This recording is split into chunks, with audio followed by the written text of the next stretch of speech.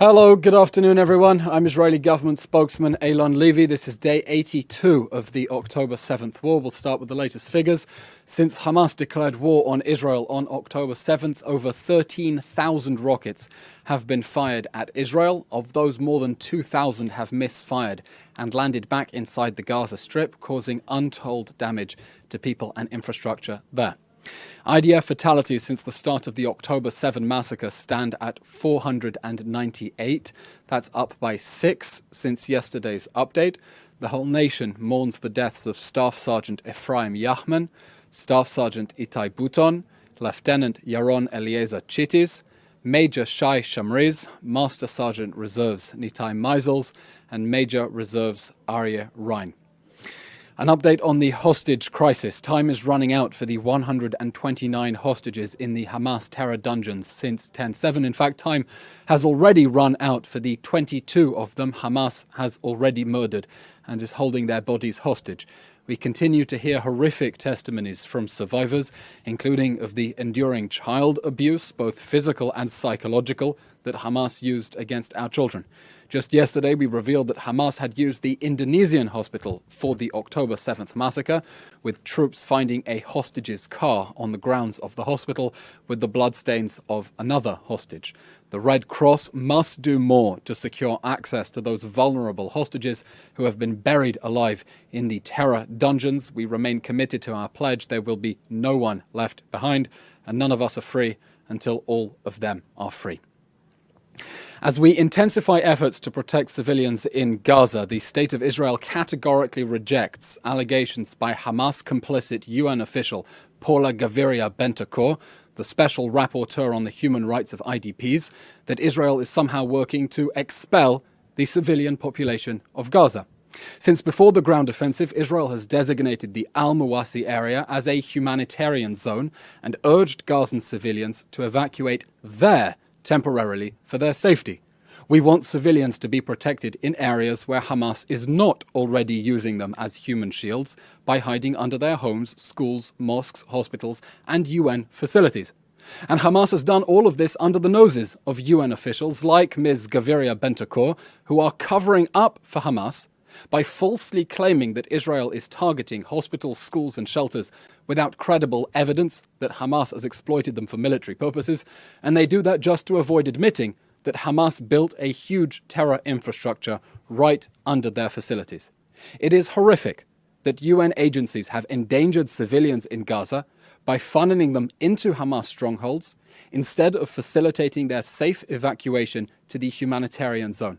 It is horrific that instead of helping civilians find safety, UN officials are attacking Israel's decision to designate a safe zone as a violation of international law. Honestly, it's beyond parody. We hold these agencies culpable for the loss of life as a result of this negligence, resisting our efforts to help civilians find safety inside the Gaza Strip.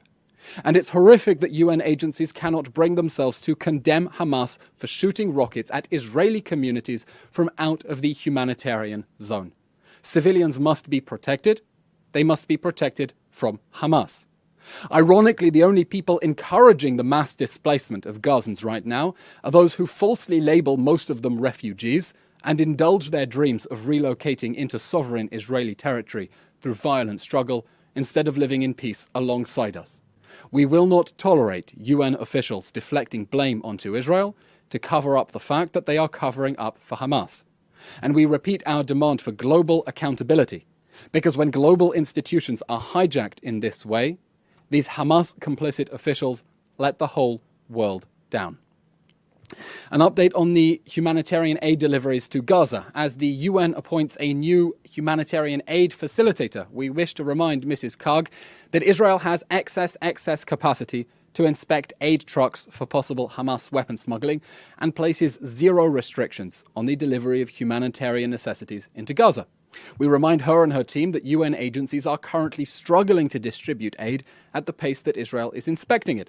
That's why yesterday the Kerem Shalom crossing was closed at the request of the United Nations due to logistical constraints on the Gazan side of the crossing, and we hope that the UN will now do a better job of clearing that backlog. And of course, we expect Mrs. Karg's team to exercise maximum vigilance as the Hamas terror regime hijacks aid trucks, and we expect them to forcefully condemn Hamas when it does so, as has already been widely reported. The UN must have zero tolerance for terrorists hijacking aid from vulnerable civilians at the expense of international taxpayers. Unfortunately, to date, the UN aid mechanism in Gaza has been woefully unsuccessful because it goes through UNRWA. Aid simply isn't reaching the people who need it because Hamas hijacks it and UNRWA covers up for it. Just moments ago, the IDF released a recording of a phone call between an IDF officer and a resident in Gaza, who explains how Hamas controls the distribution of aid inside the Gaza Strip through UNRWA, a UN agency, and I quote, "The situation is terrible," says the man, "because the humanitarian people, the people responsible for the humanitarian aid, are thieves." He goes on, "Hamas has its hands on UNRWA administration workers, and it manages UNRWA. They are those in charge of the agency, and those in charge of everywhere else." The man continues complaining to the officer who calls him.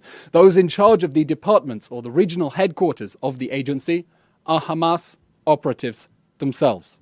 Those are his words, not mine, and it's a damning indictment. We urge the new UN facilitator to focus on efforts that will work to alleviate the humanitarian suffering that Hamas is trying to orchestrate, instead of flushing international taxpayer funds down the toilet and straight into Hamas's terror tunnels. Regarding the timeline for this war, we repeat that the only clock that matters is that every second Hamas is still standing after the October 7th massacre. It is a ticking time bomb. Yesterday, the Chief of Staff of the IDF, Lieutenant General Herzi Halevi, stated his assessment that this war will continue for many more months in light of the unique counter-terrorism challenge the IDF faces of combating an army of terror that has spent 16 years deliberately embedding itself in civilian areas. As Lieutenant General Halevi said, there are no magic solutions and there are no shortcuts in the thorough dismantling of Hamas. An update on the northern front. Despite our severe warnings, Hezbollah continues its unprovoked aggression against Israeli territory. We are now at a fork in the road. Either Hezbollah backs off from the Israeli border, in line with UN Resolution 1701 from 2006, or we will push it away ourselves. Hezbollah and its Iranian warlord patrons are dragging Lebanon into a totally unnecessary war, into the war that Hamas started. Our region does not deserve a broader war, and we call for an effective diplomatic solution to stop Hezbollah's systematic violations of UN Security Council Resolution 1701, or else we will have to repel this threat ourselves, this threat to Israel, to Lebanon, and to the entire Middle East, and we are preparing for all scenarios. As Defense Minister Yoav Gallant said yesterday, anyone who acts against us is a potential target, and there will be no immunity for anyone guilty of aggression against our people. That's the end of today's update. As always, we'll take your questions now. Thank you. The first question comes from Aryeh O'Sullivan of Khan English News. The Palestinians are reporting that Israel is returning bodies to Gaza. What is the policy now regarding this? Who are these bodies? Terrorists, civilians? Will this continue and expand? Aryeh, I can give you this quote that you can attribute to an IDF spokesman.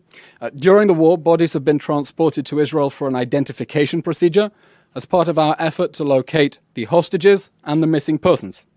The difficulties in identifying those murdered make it necessary to transfer the bodies to Israel for forensic identification.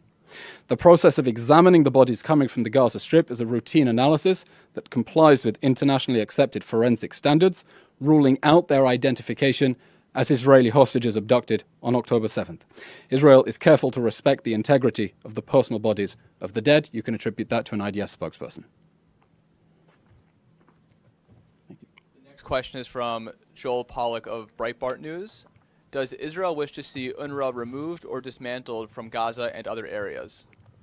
Joel, I'll refer you to the statement from the Foreign Minister 2 days ago, instructing our mission at the United Nations to object to further funding for UNRWA, and the Foreign Minister's statement there speaks for itself. Okay, that's all we have time for. We'll update you on the timing of tomorrow's briefing. Thank you very much, everyone, and keep safe. Thank you. The JobNet.